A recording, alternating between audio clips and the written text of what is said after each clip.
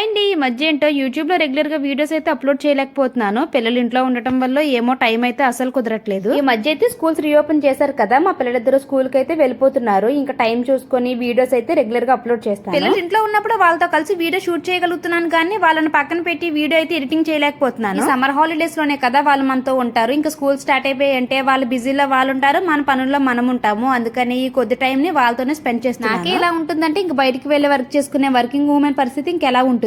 ఇదంతా సరే కానీ గిఫ్ట్ ఎందుకు ప్యాకింగ్ చేస్తున్నావో చెప్పమ్మా తల్లి అని అంటారేమో. ఈ వీక్ లో ఫంక్షన్ అయితే ఉందన్నమాట. బయటకు వెళ్లి గిఫ్ట్ తెచ్చేంత టైము ఓపిక రెండూ లేవు. అందుకని మీషోలోనైతే ఒక గిఫ్ట్ ఆర్డర్ పెట్టాను. నేను పెట్టిన ప్రైస్ కి క్వాలిటీ అయితే చాలా బాగుంది, నాకైతే వర్త్ అనిపించింది. షాప్ కి తీసుకెళ్లి దీన్ని ప్యాక్ చేయమంటే 30 రూపీస్ అడిగారు. ఇంకెందుకు లేని చెప్పి 10 రూపీస్ పెట్టి కవర్ అయితే తీసుకొని వచ్చి నేనే ప్యాక్ చేసేసా. ఏదో నాకు వచ్చినట్టు డబ్బాకి కవర్ అయితే చుట్టేసాను, కానీ చాలా పర్ఫెక్ట్ గా అయితే వచ్చింది. ఇంకా మంచి మంచి వీడియోస్ రాబోతున్నాయి. వీడియో నచ్చితే లైక్ చేసి సబ్స్క్రైబ్ చేయడం మాత్రం మర్చిపోకండి.